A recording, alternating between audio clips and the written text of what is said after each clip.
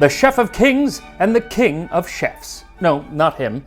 Him, Georges Auguste Escoffier, one of the most influential figures in culinary history. And today we'll be making one of his most famous dishes, peach melba. Escoffier, the good and the bad. This time on Tasting History.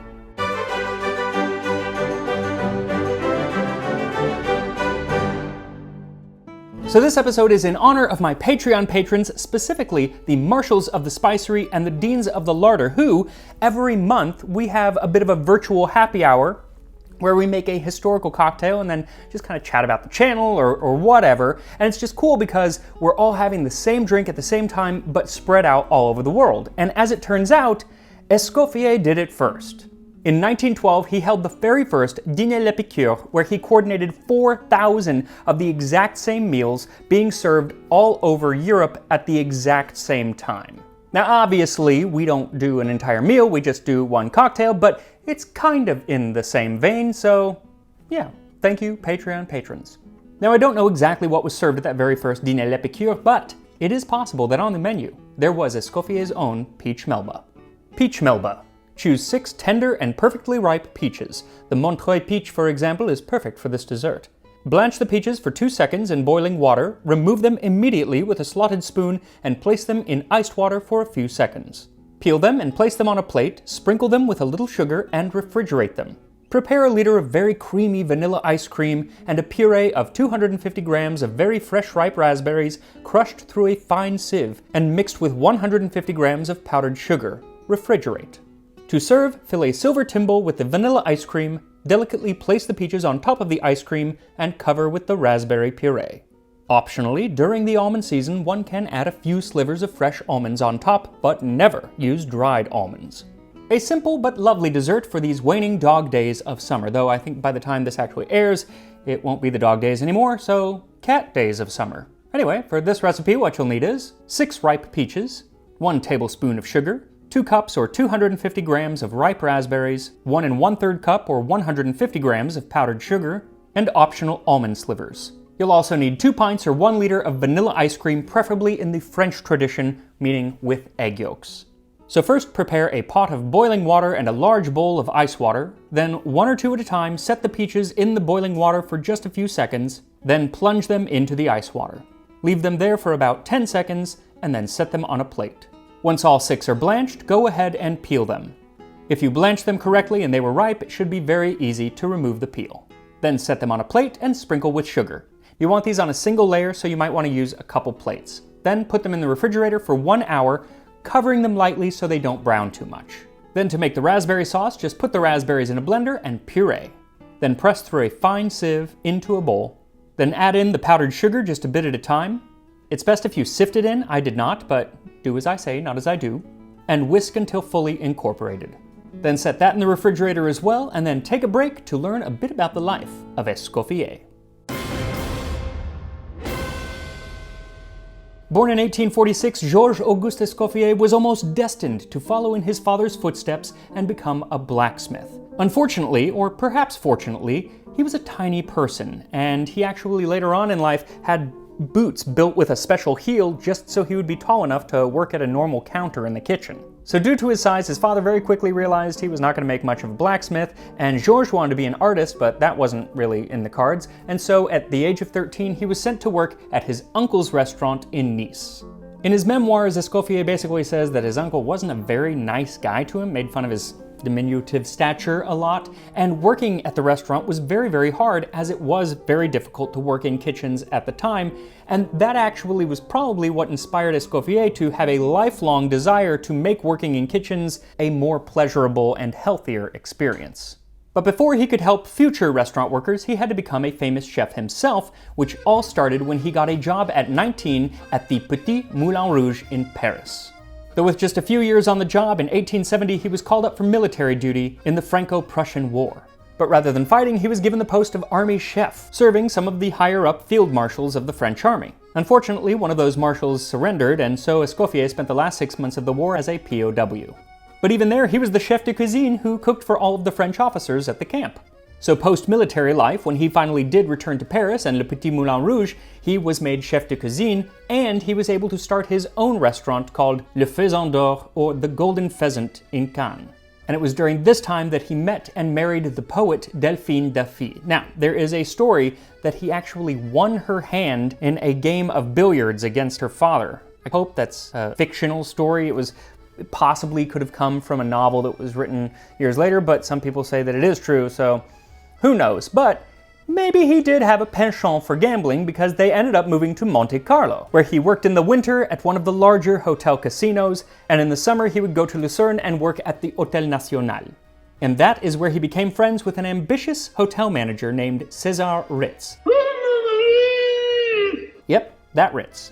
Now they became one of the great partnerships in history. And in 1890, Richard d'Oylicart, famous for producing the operettas of Gilbert and Sullivan, invited the duo to London to take control of his Savoy Hotel. And it was there that his military training must have come flooding back as he developed La Brigade de Cuisine, or the Kitchen Brigade. See, before Escoffier, many restaurant kitchens were run in a way where each cook was put in charge of a specific dish, and then all of those dishes would come together to create the meal.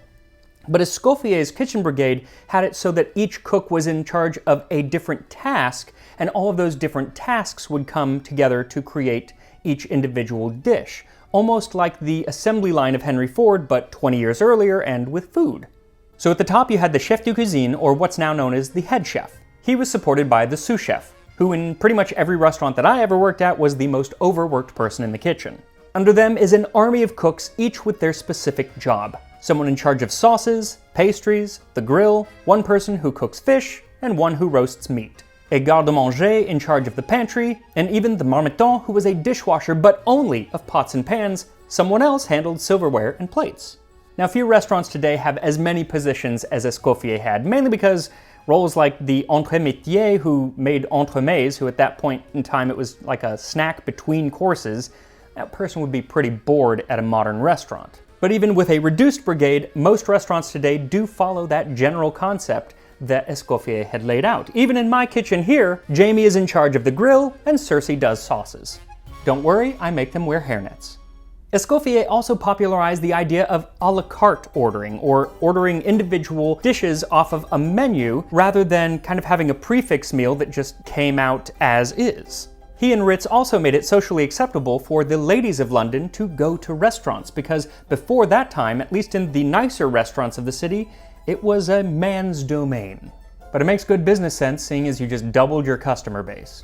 He also began foisting some of the finer French foods onto the English clientele. This included more fresh vegetables than the English were accustomed to, and the standardization of the 5 mother sauces, building on what Anton Carême had done in previous decades.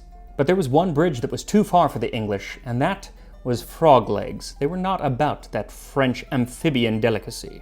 But Escoffier, knowing best, made a dish called cuisses de nymphes à l'aurore, or thighs of the dawn nymphs. It was first served at a gathering that included the Prince of Wales, and after everyone found out that they were eating frog's legs just under a fancy new name, they realized they did like them, and they all ordered it again in the future. It's kind of like when I was a little kid and I refused to eat mushrooms, my dad would dry them, then grind them up and put them into like sauces and things, and then I loved them. So maybe he learned it from Escoffier, I don't know. Now, in addition to the Prince of Wales, Escoffier served many of the celebrities of the day, including Sarah Bernhardt, the actress, and the Australian opera singer Nellie Melba. And he loved to kind of collect these celebrities into his social circle, and one way he did so was to name dishes after them. Hundreds of these dishes are in his cookbook, though most of them and the celebrities for which they're named have been forgotten. But both Nellie Melba and Peach Melba are still remembered today. She also had a sauce, Melba sauce, named after her, as well as Melba toast. But I find the peaches especially interesting because he has about a dozen different peach recipes named after people in his cookbook, and they're somewhat similar.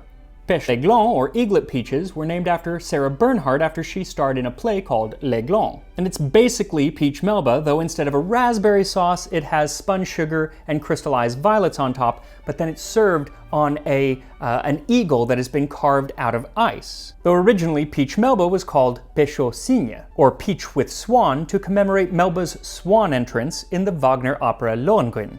and it was placed on an ice sculpture in the shape of a swan.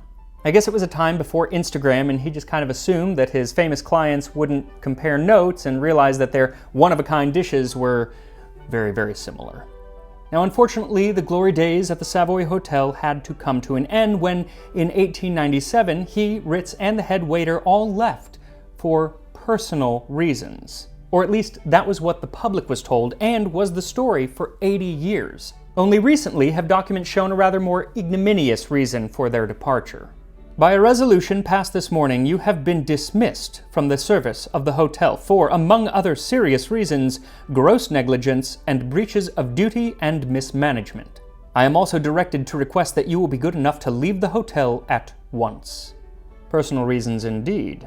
Seems that the trio had been taking kickbacks from suppliers as well as other light embezzlement schemes, and they were treating future business partners to like fancy dinners that would not end in an actual bill.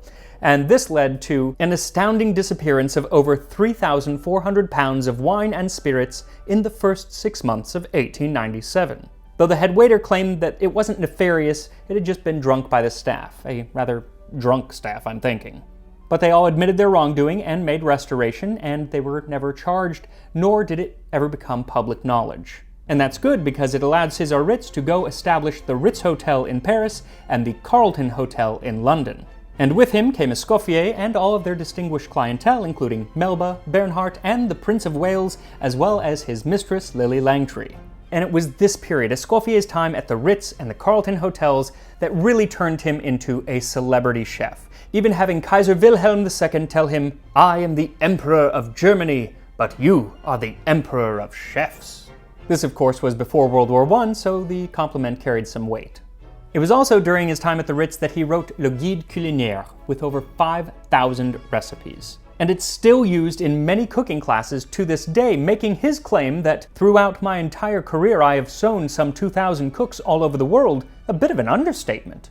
Though the bulk of the recipes are rather brief and definitely written for a professional chef in mind. Case in point, the peach Melba recipe. The one that we use today is actually from a later book that he wrote, but the one that is included in Le Guide Culinaire simply says, "Poach the skinned peaches in vanilla-flavored syrup. When very cold, arrange them in a timbale on a bed of vanilla ice cream and coat with raspberry puree." Definitely a recipe written for someone who already knows a lot about cooking. But next week, we're actually going to talk about a cookbook written around the same time period, but with the amateur home cook in mind. Fanny Farmer's The Boston Cooking School Cookbook. So make sure to watch next Tuesday.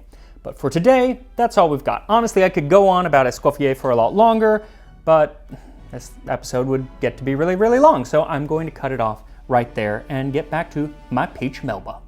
So after about an hour, remove the peaches and the raspberry from the refrigerator, cut the peaches in half, and it's time to plate. Now the recipe says to put them in a silver timbale, which can actually mean several things at the time period, including in his book. He has several different references to this, and they're all kind of different, but really it was like a silver cup about that big. You can't see anything in it, so it's actually not as nice as a glass. So I'm going to use a glass dish. Besides, I don't have a silver timbale. So add vanilla ice cream, then the peaches, then the raspberry sauce, and some almonds if you wish. And here we are, Escoffier's Peach Melba from 1903. I have to say, just the colors of this dessert are just lovely. You know, just the brightness of the raspberries and the sauce and the peaches. It's just lovely. Let's give it a shot. I can't, that's already melting. Why does ice cream melt so fast? Here we go.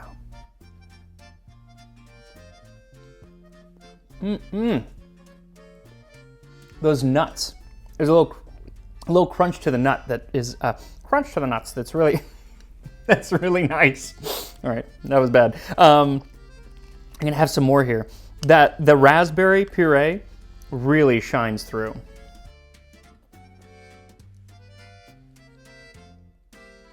Melted ice cream or no, this is delicious.